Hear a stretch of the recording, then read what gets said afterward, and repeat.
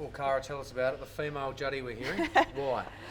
Oh, I got the nickname years and years ago, and I think it's just stuck. So a good friend of mine, Debbie Lee, gave it to me back in Victoria when I started playing footy here, and yeah, it's stuck ever since. Got some running power, no doubt. Oh, I don't know about that. You'll have to ask her how I got it, but yeah, just happy to have a nickname, I suppose, of the great man Chris Judd. It must be pretty exciting being in the room with all the your fellow female footballers. Yeah, there's a lot of energy today in the room. Everyone's pretty excited, and obviously we're getting run through all there is to know about off-field and on-field stuff and for the new comp. So very exciting times ahead, and everyone's just ready to get going. You girls still pitching yourselves at how far this has come in such a short time? Oh, absolutely. Every day you wake up and something news in the media or something news happening surrounding women's footy. So very excited to be a part of it, and the journey to 2017 is definitely a really good one to be on. Obviously here at the MCG, are you keen to sort of get a run out on the Hello Turf when the fixture comes out? That'd be nice. Yeah, I've been lucky enough to play in a few games for the Melbourne in the Expedition Series. So very exciting. You can't get any better than the MCG. So hopefully when the fixturing comes out, Freo get a gig on the Hello Turf, but we'll have to wait and see. How do you feel about sort of games being played as curtain raisers as opposed to standalone out at some of the smaller ovals? What's your sort of preference there? Oh, I mean, again, we're just happy to play the best game in Australia, with our teammates. So wherever that is, whether that be on community grounds or on the massive big grounds that the men get to play on, we're happy just to play the greatest game in the world.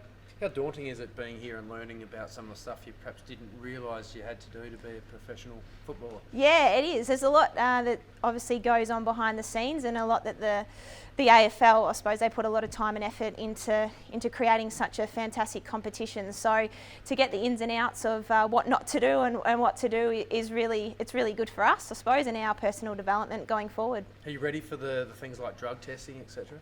Yeah, well, I've got nothing to worry about, but yeah, it's all part of it being a professional athlete, and I think it's part of the journey. So yeah. And the social media, I guess we're talking about the blue ticks in there, and you automatically become social media stars. Yeah, you could hear the big oh in the room when the blue tick got announced. But again, there's some girls that absolutely love social media, and that's how we're going to grow our game, through those revenues. So whatever we can do as athletes and professional footballers to grow the game is in our best interest. And the match review panel might have something to look at next year. Yeah, it'll be interesting. I saw that got announced a couple of days ago. So again, really happy with what the AFL are doing to try and align our comp with the men's comp, putting in those measures to make it as real as possible, which is awesome for us girls. Sorry, do you expect the MRP to have much work to do?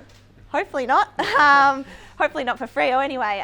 There's obviously, we hit hard, just, it's like any game of football that you see. So hopefully there's nothing that they need to worry about, but in the spur of the game, the spur of the moment, things do happen.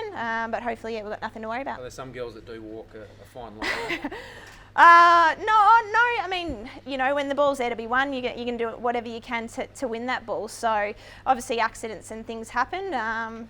I'll try and do my best not to avoid obviously anything happening, but yeah, I mean, things happen. You see it in the men's game every single week. So again, we're just happy to play the greatest game in the world, and get noticed in that respect. What did you make of the comments there about expansion and it maybe being a couple of years away? Is there a talent pool there to support expansion fairly soon?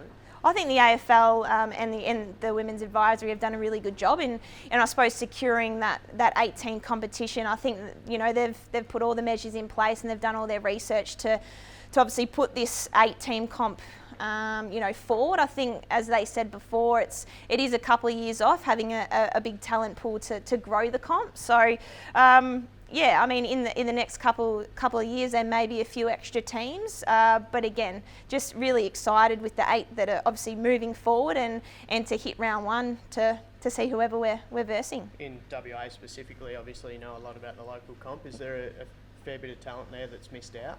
Oh, absolutely. We've got some unbelievable talent in WA, and it really would have been nice to have 2 teams over there, but obviously that talent's now been spread Australia and nationally.